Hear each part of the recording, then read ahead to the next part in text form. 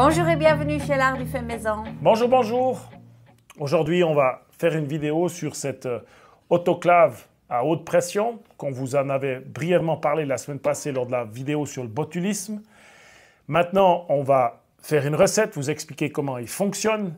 On a été contacté par une entreprise hollandaise qui importe et qui a mis au point en fait aussi cette autoclave à haute pression pour qu'elle soit accessible spécialement en Europe. Parce que le All American que nous avons toujours, qui est toujours très bien, mais chaque fois qu'on avait une recette où ça nécessitait de mettre en conserve des aliments alcalins, on avait toujours les questions « comment je fais pour en acheter ?» Alors, l'avantage, c'est qu'il est disponible en Europe. Ce n'est pas un problème. Partout, il est livrable. Il a mis, je crois, 6 jours pour arriver, 6 jours ouvrables pour arriver ici. Depuis la Hollande, il était envoyé le vendredi, on l'a reçu le jeudi, ou même le mercredi, mais je ne suis plus sûr. Donc, voilà, c'est quelque chose qui est aussi financièrement accessible par rapport au All American qui a doublé de prix depuis le Covid. Donc, ça a des grands avantages. Il est aussi assez léger. Je crois qu'il fait 5 kilos. Oui, à peine 5 kilos. Il fait 5 kilos. Ouais. Donc, c'est une bonne alternative au All American ou bien au Presto, qui n'est pas non plus simple à obtenir. Je crois que ce n'est même pas possible d'en avoir en Europe. Donc voilà, ça c'est une bonne chose. Cette autoclave, donc cette marmite est livrée avec un couvercle doté d'un joint en silicone. Hop, ici. Avec 2 sortes de poids, donc un de 10 et puis un de 15 PSI. Vous avez l'option de le commander soit avec une grille, seulement une grille qui va au fond, ou avec une deuxième grille directement, si on veut 2 étages exactement superposés. Ils ont 2 tailles différentes, donc la plus petite grille va toujours au fond de la marmite. Parce que quand elle chauffe, si vous mettez la grande, elle va coincer au fond et vous allez avoir un blocage. Je pense que vous n'arriverez plus jamais à la sortir. Non, plus jamais, la petite, elle va vraiment au fond, puisque l'autoclave, elle a une forme un peu comme ça. Le principe de fonctionnement, ça ressemble à une marmite à vapeur. Il n'y a pas de grand secret. Le but, c'est de faire de la vapeur pour faire augmenter la pression et faire monter la température du liquide à l'intérieur de l'autoclave. La différence, c'est qu'elle est quand même munie d'un nanomètre qui arrive calibré. Alors, tant qu'il est calibré, il va être exact. Au fil des utilisations, il va un petit peu se dérégler, ce qui fait qu'il ne sera pas toujours très précis. Alors, il est conseillé de le régler une fois par année. Malgré tout, ce n'est pas toujours facile de trouver quelqu'un qui peut faire ça. Et c'est pour ça que cette autoclave, elle est dotée d'un système mécanique qui permet de faire la même surveillance par l'audition, la visuelle ou l'audition, parce qu'on l'entend une fois qu'il fait du bruit. On verra tout ça à l'utilisation. Et c'est ces fameux 2 poids qui sont arrivés. Alors, les 2 poids, la différence, pourquoi il y a un de 10 PSI, ce qui veut dire pound, c'est la pression en livres par inch carré. Ça, c'est pas très important, mais ça veut dire simplement que plus l'altitude est élevée, plus nous devons utiliser le poids qui est lourd. Alors le 10, par exemple, nous sommes à 380 mètres d'altitude ici. On est au-delà de 300 mètres d'altitude, on doit déjà utiliser en fait le 15 PSI. Donc c'est ce poids-là qui, une fois sur le couvercle, lorsque la vapeur va pousser, va arriver donc à 15 PSI, elle va pousser ce poids et la vapeur va pouvoir sortir. Ça va faire un bruit. Ça va faire un bruit. Donc c'est la grande différence, c'est ce qu'on veut. On évite de faire sortir la vapeur d'une marmite à vapeur, on s'arrête juste avant, tandis que là, on veut vraiment qu'elle soit maintenue sous pression et c'est lui qui va nous permettre d'être sûr qu'on reste sous pression. En fait, tout simplement, quand vous avez un poids comme ça, vous n'avez pas besoin de nanomètre parce que c'est le poids qui fait foi. Vous aurez toujours la bonne pression tant que vous avez le bruit du poids. Quand il est arrivé, il était arrivé avec la valve donc, qui correspond au poids de 10. On a dû le changer. C'est assez simple. On vous montre rapidement comment ça se fait. Donc, vous avez en dessous du couvercle cette pièce comme un petit panier qui s'enlève simplement quand on le retire.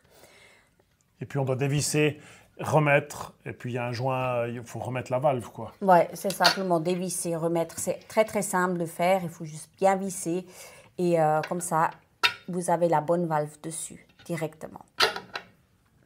Le joint silicone, ce qui est très très important, c'est avant chaque utilisation, c'est vraiment bien vérifier qu'il est dans un bon état. Suivant combien de conserves on fait, combien on utilise, ça il va quand même s'abîmer. Du moment où il est abîmé, donc il faut absolument le changer. Hein, ou quand vous voyez qu'il est dégradé, dans la notice d'emballage, ils disent il faut le changer chaque année. Ça dépend si vous avez fait qu'une ou deux fois les conserves. S'il est bien stocké, un peu plus longtemps, si la marmite est pas au soleil, il durera peut-être un peu plus longtemps. Mais de toute façon, un contrôle qu'il est encore en bon état, qu'il n'a pas de fissures, qu'il est toujours souple, qu'il est toujours à la bonne taille, qu'il va toujours bien s'enfiler dans le couvercle. Ce sont des points qu'il faut bien contrôler avant l'utilisation. Du moment où il y a quelque chose qui ne fonctionne pas, donc un point qui est douteux. Qui est douteux, merci, vous changez le joint et comme ça, vous risquez rien. Il faut quand même imaginer que tout cet équipement est fait pour être sécurisé, puisqu'on va vraiment monter la pression là-dedans. Donc, ce n'est pas à prendre à la légère, il faut bien s'occuper de ce couvercle. Exactement. Et bien le mettre aussi dessus l'autoclave. Après, pour le type de bocaux que l'on peut utiliser là-dedans, les bocaux le parfait, parce que je sais qu'il y en a beaucoup qui ont ça, ça fonctionne très bien. Ici, nous, on a des VEC, parce que c'est historique, on a commencé à travailler avec. Sinon, sur le site, ils ont aussi les bocaux américains, ce qu'ils appellent les Mason jars, qui vont aussi très bien pour cette stérilisation et d'autres stérilisations. C'est important quand même d'avoir des bocaux adaptés. On ne peut pas mettre un bocal à confiture, un simple lock comme ça ne va pas fonctionner. Il a des grandes chances de s'ouvrir et c'est une catastrophe. Ouais. D'ailleurs, juste la parenthèse, pour ces couvercles twist-off ou ces couvercles qu'on ouvre, les bocaux qu'on achète, il existe des couvercles qui sont vraiment adaptés pour la mise sous pression. Mais ce n'est pas tous les couvercles. Donc là, si vous avez des bocaux comme ça, il faut vraiment être sûr que votre couvercle soit adapté à la mise en pression. Alors, nous recommandons d'utiliser à l'intérieur, c'est qu'une expérience, hein, d'utiliser à l'intérieur de ça des bocaux qui font soit 1 litre, soit un demi-litre.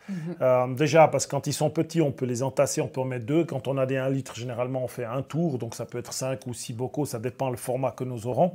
Parce qu'aux États-Unis, au Canada, ils sont beaucoup plus avancés. Ça fait très longtemps que ça sait en fait que tout le monde pratiquement qui fait de la conserve a une autoclave. Exactement. Et ils ont un site internet de l'USDA Food Safety sur lesquels on se base pour toutes les recettes en fait, parce qu'ils ont fait des tests de durée de cuisson par rapport à justement ces risques de botulisme. Et c'est généralement, ils parlent pour des bocaux qui font plus ou moins un demi-litre et plus ou moins 1 litre, ce qui fait que lorsqu'on est dans ces valeurs, on peut se baser sur les mêmes temps qu'eux. Malgré tout, même si on utilise des bocaux plus petits lorsqu'on fait des terrines, on va toujours prendre la valeur minimum qui est d'un demi-litre. Ouais. Je crois que c'est la pinte et puis le quart. Donc la pinte, c'est plus ou moins un demi-litre à quelques millilitres près. Et le quart, je crois que c'est 958 millilitres. Donc c'est le litre. Donc de toute manière, c'est soit on se base sur le temps d'un demi-litre, si on est plus grand, on se base sur le temps de 1 litre. Nous nous retrouvons après la stérilisation de nos pois chiches. Bien refroidi toute la nuit. Voilà, on voulait à l'origine vous montrer la recette directement maintenant, mais en fait, ça fera trop longue la vidéo, donc on vous mettra la recette dans la prochaine vidéo. Voilà, exact. Et mais maintenant, on a l'occasion aussi de vous donner notre retour sur notre expérience de stérilisation avec cette autoclave. J'ai Croquette là qui me chicane, donc... Donc on a réussi à mettre 10 bocaux, mais c'est des formats avec. Si vous avez peut-être des formats différents de bocaux, on peut en mettre un peu plus dedans. Donc nous, on a réussi, j'imagine qu'on arrive à mettre 10 bocaux d'un demi-litre, on devrait mettre 5 d'un litre, ou un peu plus, parce que le format des VEC d'un litre est différent. Donc c'est la capacité, il faut bien la connaître avant de savoir ce qu'on va stériliser, sinon on fait 2 tours de stérilisation. Exactement. Et ça prend quand même un certain temps. Oui. Il ne faut pas commencer à 10 h le soir de stériliser, sinon vous en avez pour une partie de la nuit. Ça, il faut y penser donc, alors à sa capacité, comment vous allez faire. Cette autoclave est en aluminium anodisé. Donc, à l'intérieur de la casserole, vous allez avoir, une fois que vous avez fait la première stérilisation, vous allez voir, elle change un peu de couleur, c'est pas grave. Il ne faut pas vous inquiéter, c'est tout normal. Elle va rester comme ça toute sa vie, même si vous la nettoyez. Ça n'aura aucune influence sur le fonctionnement. Elle va sur tous les genres de plaques, induction, gaz, électricité. Donc, c'est pratique parce qu'elle est vraiment faite pour transmettre la chaleur au plus vite à l'intérieur de l'autoclave. Non, mais croquette. Je suis vraiment embêtée. Son utilisation est vraiment simple. Hein. Oui. La fermeture du couvercle, il nous a fallu un tout petit peu d'exercice pour bien réussir à le fermer, mais en fait, quand on a compris le principe, ça va bien. Il y a une deuxième soupape de sécurité qu'on peut actionner donc, avec ce petit bouton sous la poignée. On vous montre ça. Il faut qu'elle soit en bas. Donc, en bas, avant de fermer, il y a une flèche ici sur le couvercle, une autre flèche sur la poignée. Quand on aligne bien ces deux flèches... Ce qui est nécessaire, c'est de mettre une pression sur le couvercle. Voilà. Après, on peut glisser les deux poignées l'une sur l'autre. Et en appuyant un tout petit peu sur le couvercle, ça va tout seul. Voilà. Au début, il fallait un peu trouver le... Moi, j'arrivais parce que naturellement, je mettais un peu de force dessus, mais toi, tu n'arrivais pas. Moi, j'arrivais pas. Parce qu'on pensait qu'il fallait simplement forcer dans ce sens. C'est à cause du joint, en fait. C'est pour que le joint s'applique bien dans la casserole qu'il faut mettre une petite pression. Voilà. Ça, c'est le seul petit hic où on a dû travailler.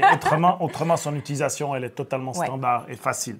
Le manuel, il est aussi en français, donc ça c'est bien aussi. Donc ils se donnent beaucoup de peine aussi de... Oui, ils avancent aussi sur le français. Je crois qu'ils ont déjà le livre de recettes en français.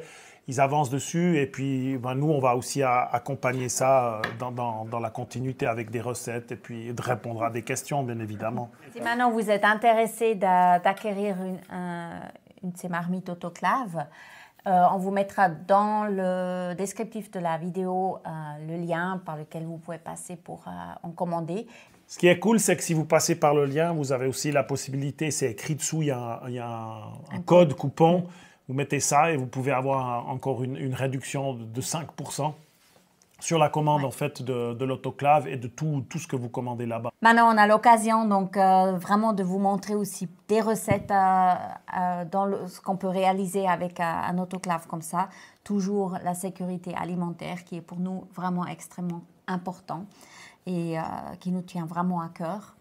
Et on a vraiment plaisir et hâte de pouvoir développer maintenant plus ces sujets-là aussi. Et d'ici là, on vous souhaite une très très bonne semaine. Et à tout bientôt. Et à tout bientôt. Au revoir. Au revoir.